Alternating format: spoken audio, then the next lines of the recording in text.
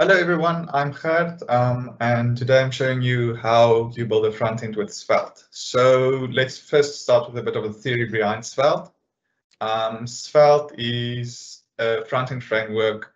It's influenced by both React and Angular's way of thinking. However, it compiles down the JSX and the styling stuff to raw JS and HTML, and thereby beating the VirtualDOM approach of React.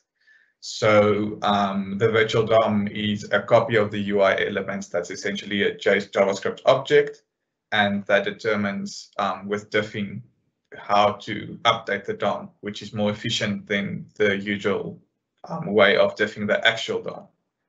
So that has been done in Svelte by a compilation process and surgical updates of the DOM. So your variables are, in a way, attached to specific portions of the DOM, and if you update the variable, the whole DOM will update. Svelte is much closer to vanilla JavaScript than React, so you don't need to use specifically supported libraries. You can use normal JS libraries. And state management is a lot less complicated. You don't have to use Redux, but if you do, you still can. Svelte is also much smaller than React. Bundlephobia reports Svelte contributing 1.6 kilobytes, while React contributes 2.8. This is gzipped and minified. And this is also quite impressive. This is the entire Svelte ecosystem, whereas React still needs a router and DOM manipulation libraries. Svelte's style is similar to JSX. However, it looks like server-side templating in a sense as well. There's ifs inside the HTML portion of the files, and it has dual directional binding, so two-way binding to components, which is closer to Angular's way, where with React you can only pass properties down, you can't pass them back up. I think Svelte has a much smaller learning curve if you already know HTML and JS than both Angular and React.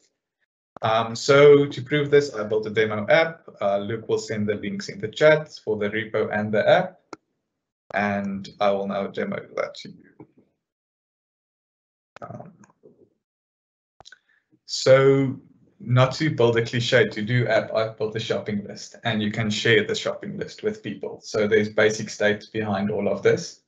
Also included in Svelte is animations. So if you create a list, all these are just stock. I didn't do anything to have that.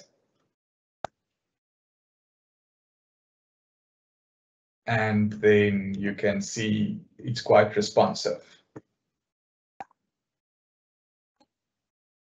So yeah, and now I guess everyone wants to see the code. This entire app was built with just 6 files.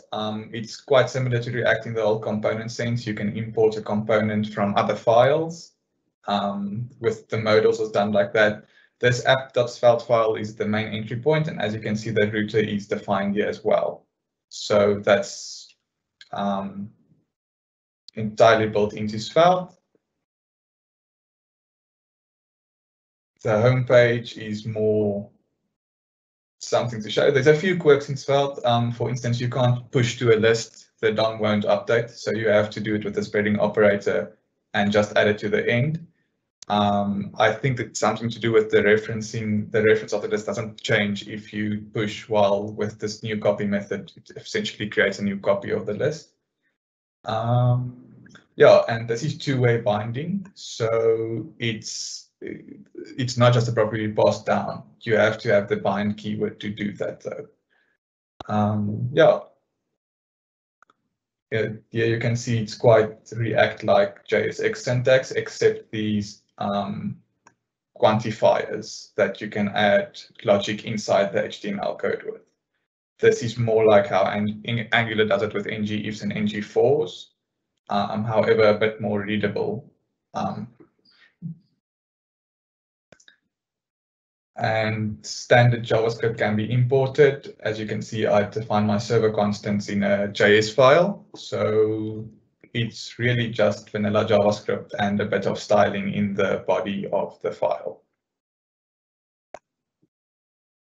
Here's the modal that gets the details that is bound to it. So it's just you export the variables like that if you want two-way binding to be able to work. That's also for one-way binding as well, but you have to export let the variables. That's a bit strange if you're from an Angular or React perspective, but that's the way it's done. Yeah, that's all from my side. If you want to play with Svelte, there is a REPL online, so you don't have to initiate the project. However, this was also created from a template that is on GitHub, available freely.